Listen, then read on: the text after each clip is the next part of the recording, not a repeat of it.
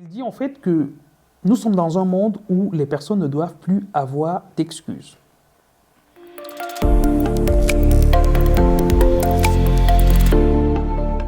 Salut les amis, j'espère que vous allez bien.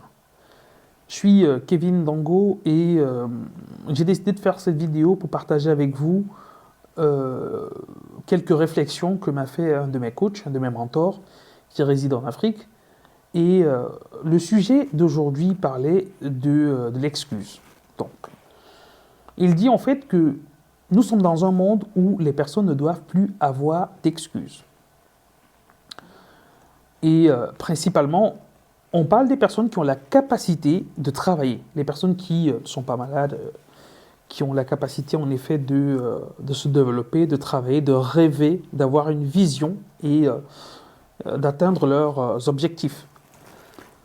Et ce qu'il me disait, c'est que ce qu'on remarque, et je pense que Paul Kamoni-Foka m'a fait cette remarque-là, c'est qu'en Afrique, les personnes travaillent moins que partout ailleurs. Donc c'est le continent dans lequel les personnes travaillent moins. Il me dit également que le monde, lui, il a évolué, mais il y a pas mal de personnes sur certains pans, bien évidemment, certains pans, qui sont restés statiques dans leur manière de penser et dans leur manière de voir le monde. Notamment pour tout ce qui est de l'emploi, du travail, de la création de richesse, de la création d'entreprises, création de valeur également. Ce qu'il me dit, c'est que en Afrique, les personnes sont tournées vers la fonction publique, le concours, vers l'État, et moins vers la création de richesse et la création de valeur. Donc les personnes auront plus tendance à dire « il me faut réussir le concours de Polytechnique, il me faut réussir le concours de l'ENAM, il me faut réussir tel ou tel autre concours, tout simplement parce que je veux sécuriser mon avenir. Il me faut réussir le concours de la fonction publique parce que je veux avoir un matricule et sécuriser mon avenir. » Bien évidemment, c'est pas mal pensé parce qu'il faudrait qu'il y ait des fonctionnaires pour travailler.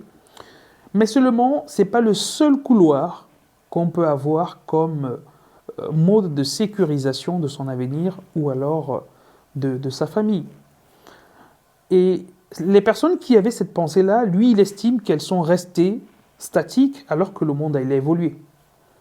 Parce qu'il m'a cité un certain nombre de domaines, un certain nombre de secteurs d'activité qui ont été revalorisés par Internet. Quand on était dans ces secteurs d'activité au préalable, on était en fait considérés comme les derniers de la société. Mais aujourd'hui, grâce à Internet, ces métiers ont été valorisés. Et ce qu'on va voir, c'est que les acteurs qui sont dans cet écosystème-là, parfois, ont des rémunérations qui sont supérieures à celles des cadres dans les administrations ou même dans les entreprises privées. Donc, ce que lui m'a invité à faire, c'est d'être tout le temps dans l'amélioration continue et d'être tout le temps dans l'évolution en continu. Parce qu'en restant statique, je ne vois pas les opportunités que je pourrais gagner dans les futures évolutions. Donc, comme titre d'exemple, ce qu'il m'a dit, c'est qu'aujourd'hui, il y a des plateformes qui ont révolutionné le monde. Ça m'a un peu impressionné parce que lui, il a 60 ans et on a plus tendance à croire que ceux de 60 ans ne sont pas en effet arrimés à ce qui se passe aujourd'hui. Ils sont plus voilà, dans l'ancien temps. Mais lui, il est vraiment collé à la technologie, à ce qui se passe aujourd'hui dans le monde. Et ce qu'il me dit, c'est est-ce qu'il y a plusieurs plateformes qui peuvent nous permettre aujourd'hui de gagner de l'argent? Mais on est resté scotché dans notre tête, on est resté vraiment statique. On s'est toujours dit qu'on n'avait pas de valeur ajoutée qu'on pouvait apporter, qu'il fallait absolument réussir à un concours, il fallait absolument être positionné par tel ou tel autre ami, tel ou tel autre oncle ou tel autre frère. Donc voilà, et c'est pourquoi les personnes restent dans l'inaction. Donc ce qu'il me dit, c'est que, par exemple, aujourd'hui, il y a plusieurs personnes qui sont millionnaires en Afrique grâce à YouTube. C'est assez étonnant. Quand il me l'a dit, j'ai essayé de prendre le recul et j'ai vu que c'est vrai. Parce qu'il y a plusieurs comédiens, par exemple, qui gagnent de l'argent grâce à YouTube. Il y a plusieurs humoristes qui gagnent de l'argent grâce à YouTube. Il y a plusieurs personnes de votre entourage que vous connaissez qui sont youtubeurs, qui font des vidéos qui vont vous faire rigoler, qui vont vous apprendre un nouveau métier, qui vont partager leur quotidien avec vous, qui font tout type de vidéos. Et parce que les personnes vont regarder ces vidéos, alors ces personnes-là seront rémunérées. Donc les personnes qui ont réalisé les vidéos seront rémunérées. Donc ça, c'est la première chose. Donc ce qu'il me faisait comprendre, c'est que je peux être un enseignant qui, malheureusement, n'a pas eu la chance d'être recruté dans l'administration ou alors même dans des écoles privées et partager mon savoir sur YouTube et être rémunéré voilà, et avoir une rémunération qui serait supérieure à celle des professeurs qui sont dans les universités ou qui sont dans les écoles également. Donc ça, c'est la première réflexion. La deuxième chose qu'il me dit, c'est que il y a des jeunes aujourd'hui qui, grâce à la bourse, qui, grâce à la crypto-monnaie, gagnent beaucoup plus d'argent que les ingénieurs, que les cadres dans les entreprises. Bien évidemment, il faudrait se former au métier de la bourse. Il y a des vidéos gratuites sur plusieurs sites internet qui nous permettent en effet de nous former. Troisième point, c'est qu'il m'a dit qu'aujourd'hui, on valorise beaucoup plus les, entre parenthèses, les influenceurs en Afrique.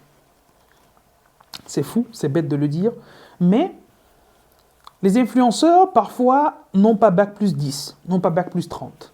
Parfois, c'est même des personnes qui ont arrêté les études très tôt. Disons, après le bac, elles ont complètement arrêté, ces personnes-là, et ont décidé de se lancer dans tout ce qui est digital, marketing et autres. Et grâce à leur style de vie, à leur mode de vie, réussissent à influencer, à impacter la vie des milliers d'autres personnes. Mais ce que ces milliers de personnes-là ne savent pas, c'est que les influenceurs vont gagner de l'argent grâce aux réseaux sociaux. TikTok, Instagram, YouTube, Facebook et autres. Parce qu'on aura des abonnés, parce que les gens vont voir nos vidéos et nos photos et tout, il y a des sous qui vont en effet rentrer. Donc, on peut bien être un professeur d'université et derrière ne pas avoir la rémunération d'un influenceur. Alors, c'est pas pour faire une comparaison, c'est pas pour faire une comparaison entre un professeur et un influenceur. Chacun apporte la valeur à son niveau. Il y a des influenceurs qui, eux, grâce à leur activité, ont gagné pas mal d'argent. Je vais dire qu'on crée des écoles et les professeurs sont allés enseigner dans ces écoles-là. Donc, c'est pour simplement faire comprendre aux personnes, c'est pas également, je fais pas un appel, je suis pas en train de vous demander à tous de devenir influenceurs, mais c'est pour faire comprendre qu'il y a plusieurs métiers autour de vous qui ont évolué grâce au numérique. Et vous pouvez également évoluer grâce au numérique. Une autre réflexion qu'il me faisait, c'est que vous pouvez être à Yaoundé, à Dakar, à je sais pas où, à Douala, à Abidjan, à Lomé, et proposer vos services aux entreprises qui sont en Australie, aux États-Unis, en France, en Angleterre, partout sur le globe terrestre. Il vous suffit simplement de partager votre contenu sur les différents réseaux sociaux. Moi, je connais plusieurs personnes qui, grâce à LinkedIn, ont trouvé du boulot.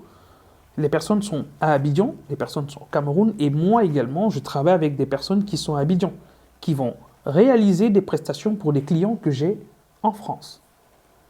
Donc, on peut bien être dans un pays africain, partager ses connaissances et avoir une rémunération qui est 10 fois, 20 fois supérieure à la rémunération qu'un cadre d'entreprise ou alors même, disons, un sous-préfet, je ne sais pas quoi, dans les pays africains. Un autre point qu'il m'a pris, c'est la vente en ligne. Avant, pour en effet devenir commerçant, il fallait avoir de la marchandise, il fallait avoir un local physique, il fallait avoir du financement. Mais aujourd'hui, si on est malin, On peut avoir des boutiques en ligne sans avoir la marchandise. Et ce qu'il me faisait comprendre, c'est qu'il y a plusieurs jeunes en Afrique qui vont vendre, notamment grâce à TikTok, qui vont vendre grâce à Facebook, grâce à WhatsApp et grâce à Instagram, sans avoir 5 francs. Tout ce que j'ai, c'est mon téléphone et la connexion Internet. Ce que je vais faire, c'est aller, par exemple, dans un marché et je vais rencontrer des commerçants. Je vais leur dire que je suis là pour filmer la marchandise, mettre sur mes réseaux. Et chaque fois qu'une personne va commander, à ce moment, je viendrai acheter et je vais dégager en effet ma marge. Il y a pas mal de personnes qui ont grandi avec ça et qui aujourd'hui arrivent en effet à changer la vie de leur famille, à changer la vie de leurs proches, à employer même pas mal d'autres personnes. Vous connaissez Noran Foster qui est députée au Cameroun, qui elle allait en Chine et vendait à travers en effet les réseaux sociaux. Quand elle y était, elle achetait la marchandise, elle vendait même avant d'être rentrée au Cameroun. Donc il y a plusieurs métiers comme ça qui vous permettent aujourd'hui de gagner plus, de vous transformer, de vous améliorer. La seule condition, c'est que vous devez évoluer avec le monde. Chaque fois qu'il y a une évolution, chaque fois qu'il y a une avancée, ça veut dire qu'il y a une transformation de plusieurs métiers. Donc, on peut être un prof de sport, on peut être un cordonnier, on peut être tout ce que vous voulez. Les métiers qui étaient même pris, les métiers qu'on méprisait à la base, on peut être dans ces secteurs d'activité et révolutionner son monde grâce au digital et grâce en effet aux réseaux sociaux. Donc, cette heure de coaching que j'ai eue avec mon coach, il m'a dit aujourd'hui, plus d'excuses. Si vous avez une compétence, vous avez la possibilité de la vendre à travers YouTube, à travers d'autres sites internet comme Udemy, où vous avez la possibilité d'enregistrer par exemple une formation et la mettre à la disposition des millions de personnes dans le monde. Donc aujourd'hui, plus d'excuses les amis. Vous avez une compétence, mettez votre compétence en avant grâce aux réseaux sociaux. Mettez vos compétences en avant grâce aux plateformes de streaming, aux plateformes en effet qui vous permettront de gagner plus. Et le plus con, vraiment le plus con, c'est qu'il m'a dit, il y a des enfants qui, grâce aux jeux vidéo, sont devenus multimillionnaires. Donc, il y a pas mal de jeux vidéo que vous connaissez sur la place. Là, si vous allez regarder le YouTube de ces jeunes, le TikTok, Telegram et autres, c'est des jeunes qui ont des millions d'abonnés et qui vont se faire en effet des chiffres d'affaires assez importants, tout simplement parce qu'ils vont passer le temps à jouer. Moi, ce que j'encourage les personnes à faire, c'est d'apporter de la valeur. C'est-à-dire que si vous êtes dans n'importe quel secteur, pensez toujours à apporter de la valeur autour de vous. Je ne fais pas un culte à l'enrichissement, même si l'argent c'est bien parce que ça vous permettra de résoudre vos différents problèmes. Je fais plutôt un culte à la valeur. Si vous créez la valeur, vous aurez comme récompense en effet le financement. Je ne sais pas ce que vous en pensez de cette thématique. Mettez-moi dans les commentaires, dites-moi ce que vous en pensez. Est-ce que le coach il a raison? Est-ce qu'il n'a pas raison?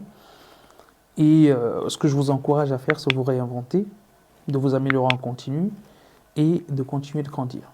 À très bientôt dans la prochaine vidéo.